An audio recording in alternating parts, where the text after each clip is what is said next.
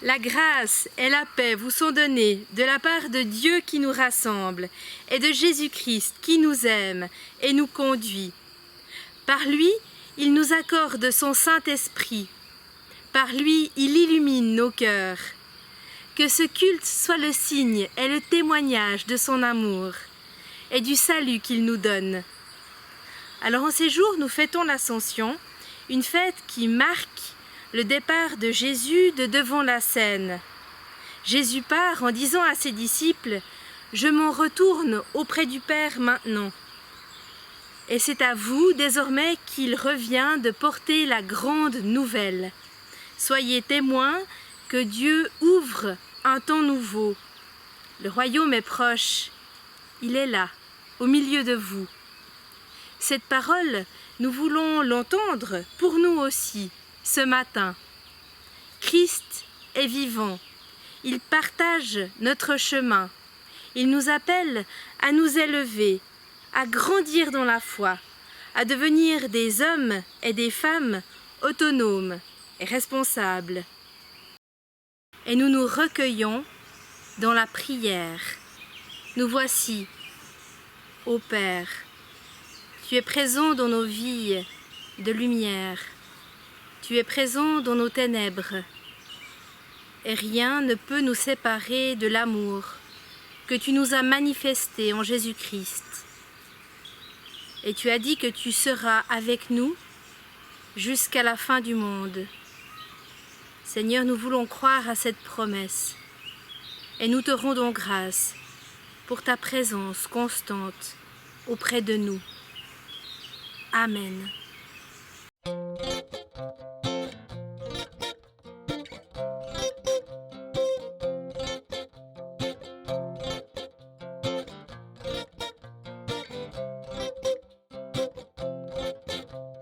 Rien ne pourra jamais nous séparer de l'amour donné. Rien ne pourra jamais nous priver de la liberté. Ni le malheur, ni l'inquiétude, ni toute la souffrance qui nous vient d'ailleurs. Aucune faim, aucune misère, ni les dangers que redoutent les veilleurs. Rien ne pourra jamais nous séparer de l'amour donné. Rien ne pourra jamais nous priver de la liberté. Aucune mort, aucune vie, ni la nuée des anges et des esprits.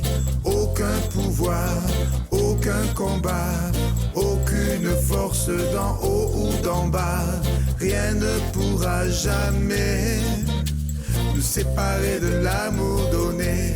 Non, rien ne pourra jamais nous priver de la liberté.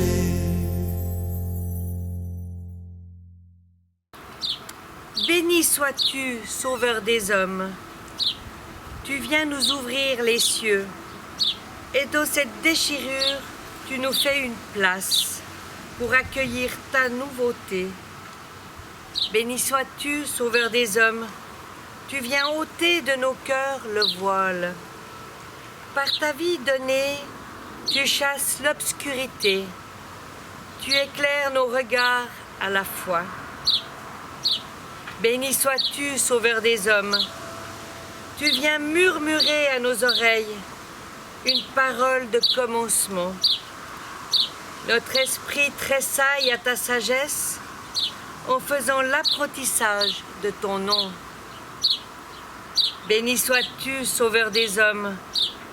Tu viens féconder notre histoire en faisant corps avec nos fragilités. Ton amour s'élargit aux dimensions du monde. Il est temps de faire route vers toi. Béni sois-tu, Sauveur des hommes. Tu viens. Amen.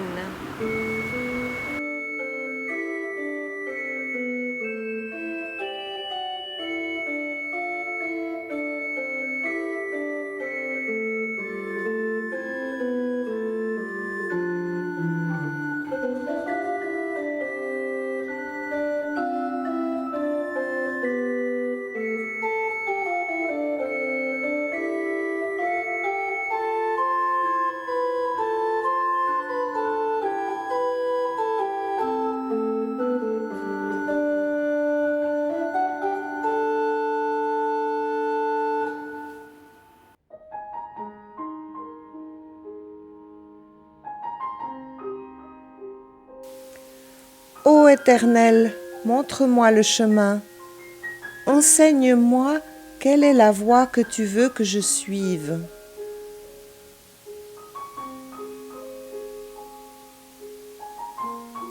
Voilà le Dieu qui est notre Dieu éternellement et à jamais. Il sera notre guide jusqu'à la mort.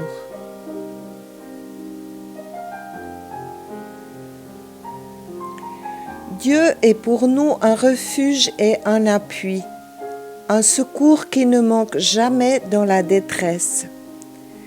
C'est pourquoi nous sommes sans crainte, quand la terre est bouleversée, quand les montagnes chancellent au cœur des mers, quand les flots de la mer mugissent, écument, se soulèvent jusqu'à faire trembler les montagnes.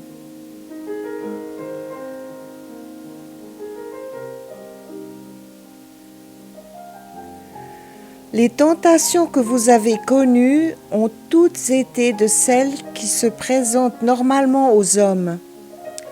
Dieu est fidèle à ses promesses et il ne permettra pas que vous soyez tentés au-delà de vos forces. Mais au moment où surviendra la tentation, il vous donnera la force de la supporter et ainsi le moyen d'en sortir.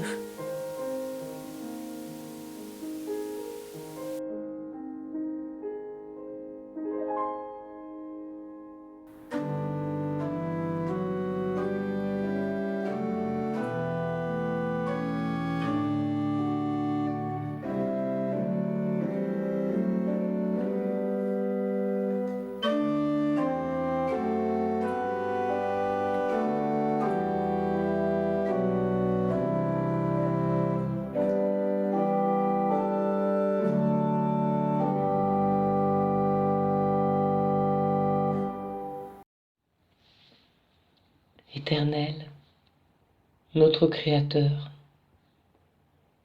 tu nous as promis ton esprit de fidélité pour nous conduire dans la fidélité. Ouvre nos oreilles et dispose nos cœurs afin que nous recevions maintenant ta parole. Qu'elle nous donne à la fois une paix profonde et la soif d'avancer, un enthousiasme de vivre. Que ta parole crée en nous un cœur de chair, un cœur capable de t'aimer, un cœur rempli d'affection pour les frères et sœurs qui nous entourent. Au nom de Jésus-Christ. Amen.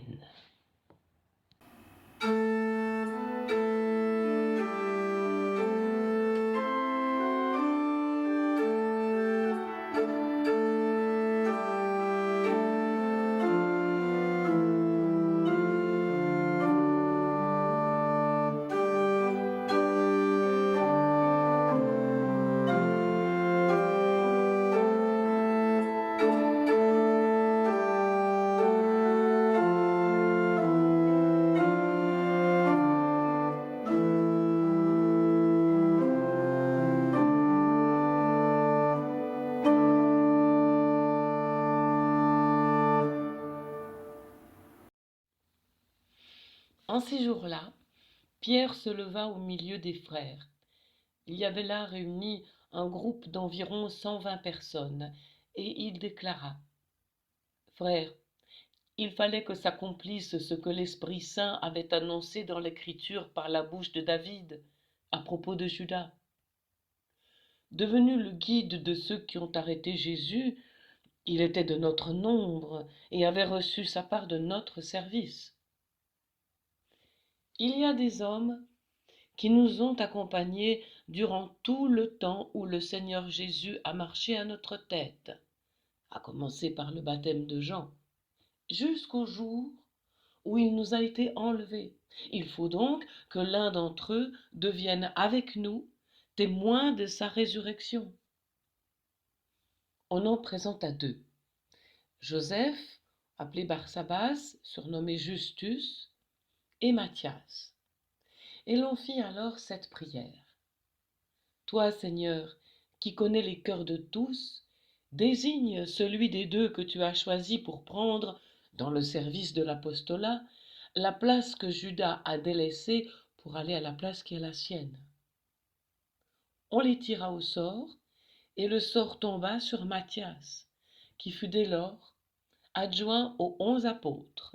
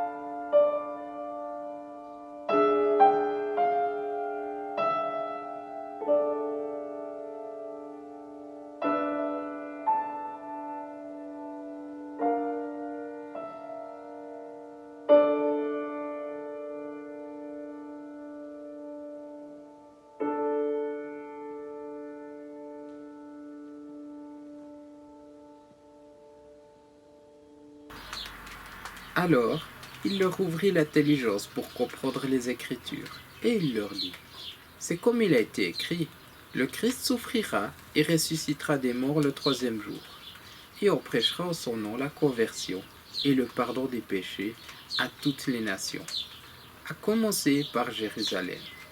C'est vous qui en êtes les témoins. Et moi, je vais envoyer sur vous ce que mon Père a promis. Pour vous, demeurez dans la ville jusqu'à ce que vous soyez d'en haut revêtus de puissance. » Puis il les emmena vers Béthanie, et, levant les mains, il les bénit. Or, comme il les bénissait, il se sépara d'eux et fut emporté au ciel. Eux, après s'être prosternés devant lui, retournèrent à Jérusalem, pleins de joie. Ils étaient sans cesse dans le temple à bénir Dieu.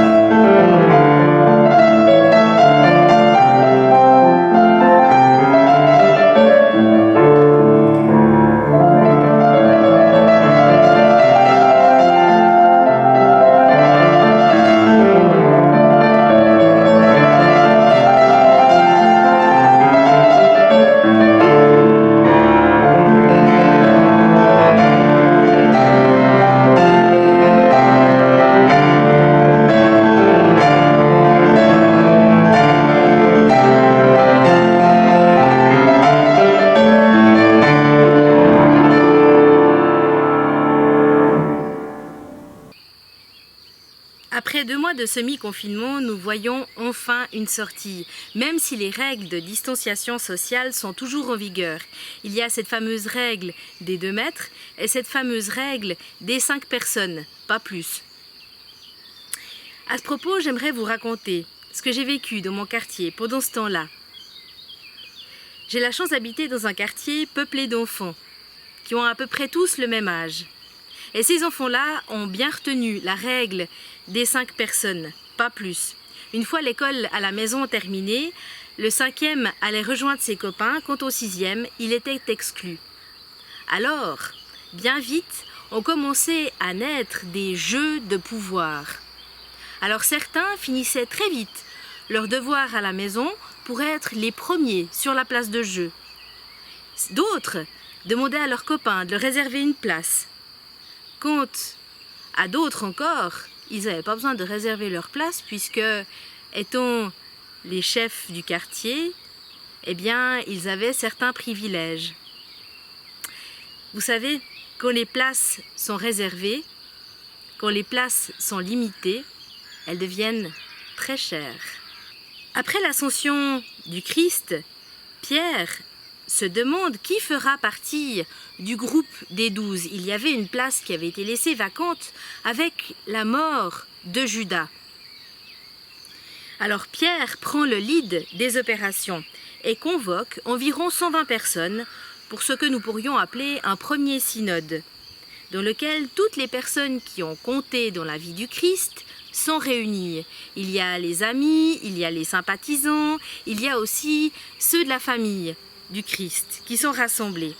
Et Pierre leur laisse prendre une décision importante. Et cette décision-là, c'est celle de choisir un successeur à Judas, pour compléter l'équipe des 12. Ce qui est intéressant dans ce passage, dans le passage que vous avez entendu, c'est que Jésus n'a jamais demandé à Pierre de choisir un successeur. Si on regarde le texte de Luc, il est écrit que Jésus recommande aux disciples de rester et d'attendre la promesse du Père. Et cette promesse, eh bien, c'est la venue de l'Esprit Saint. À aucun moment, il n'est question de remplacer Judas. Mais que fait Pierre quand il prend les choses en main? Eh bien, je pense que Pierre prend ses responsabilités. Et il fait ce que Jésus lui avait demandé de faire, c'est-à-dire de prendre soin de ses amis, en affermissant ses frères.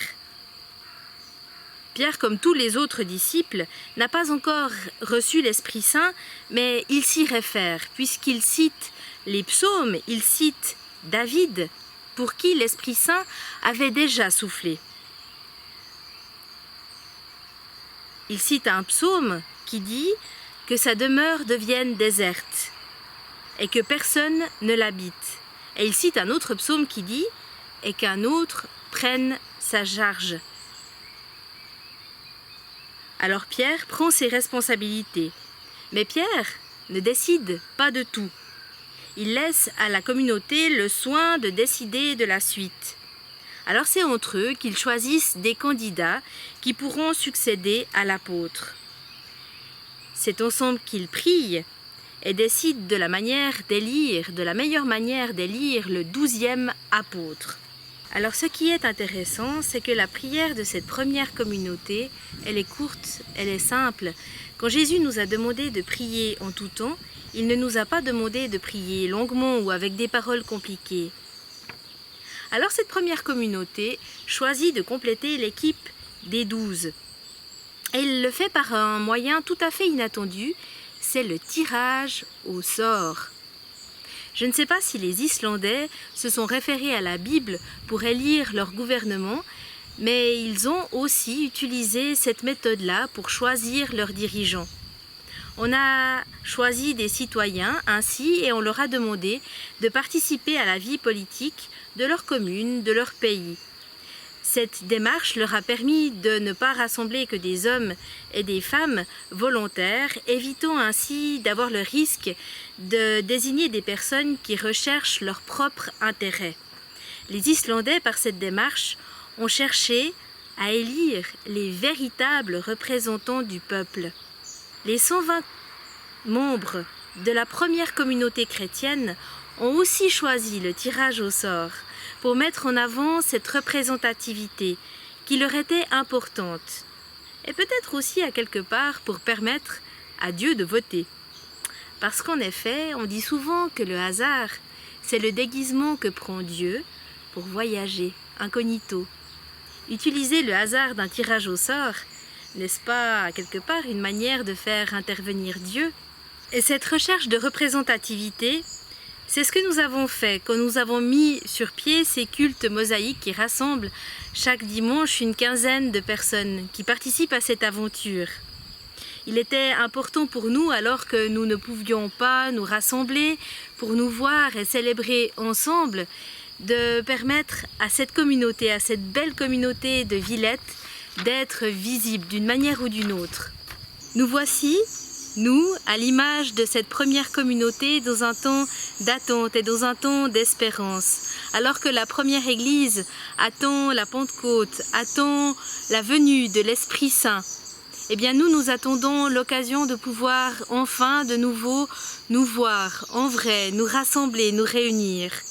Mais pendant ce temps d'attente, n'oubliez pas que Dieu n'attend pas pour agir dans l'Église, peu importe le moyen. À l'époque du Christ, à l'époque des apôtres, c'était le tirage au sort qui a été inventé. Et nous, quels moyens allons-nous inventer encore pour être plus justes, plus humains, même dans un quartier où 5 enfants maximum sont autorisés? Amen.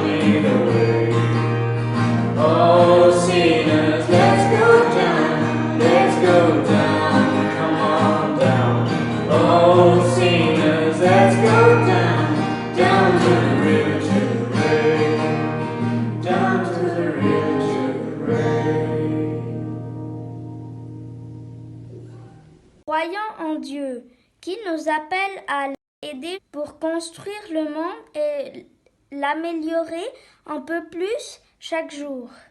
Il est notre force et notre lumière. Nous avons besoin de son amour et de son énergie. Nous croyons que le Christ nous a montré comment aider chacun et à nous guider sur le chemin de la vie et de la joie. L'Esprit de Dieu est en nous-mêmes.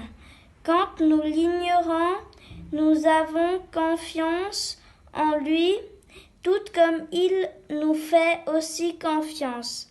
Amen.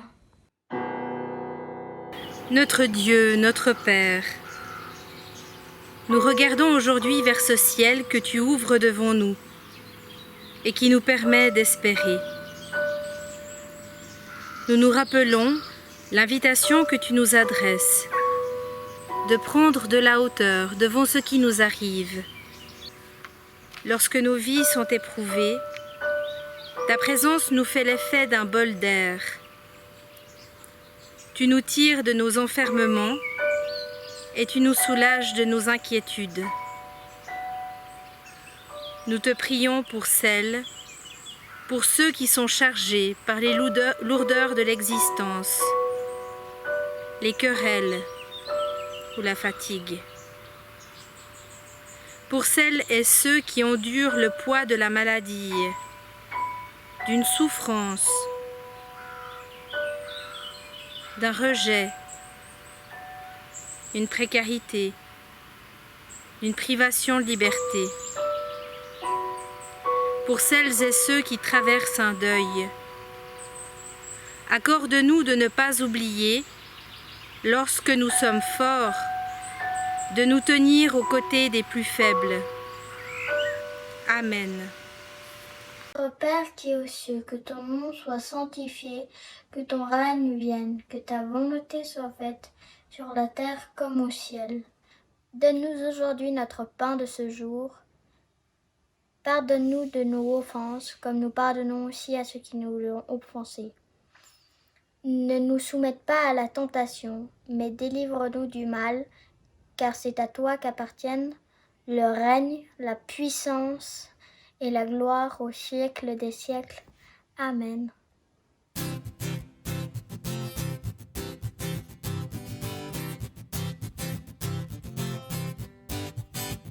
Ne restez pas là à regarder le ciel, que l'amour de Dieu par vous se révèle. Ne restez pas là à regarder le ciel, que l'amour de Dieu par vous se révèle. Il y a un temps pour louer et un temps pour servir. Pourquoi rester figé à regarder le ciel? Il y a un temps pour chanter et un temps pour partir. Se lever, écouter un appel.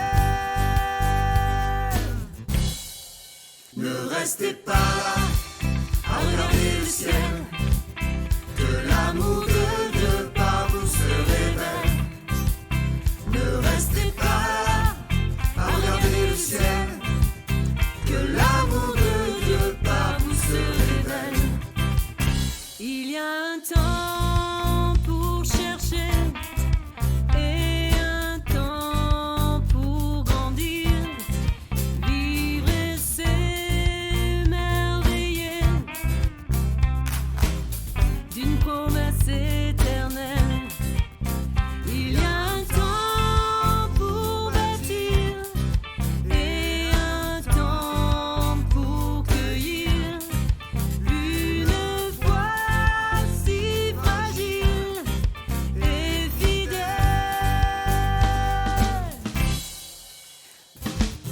Ne restez pas là à regarder le ciel, que l'amour de Dieu par vous se révèle.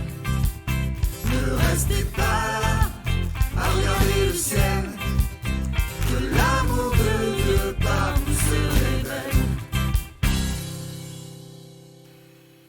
La grâce et la paix vous sont données de la part de Dieu notre Père et de Jésus-Christ, son Fils, qui nous aime et conduit chacun de nos pas. Amen.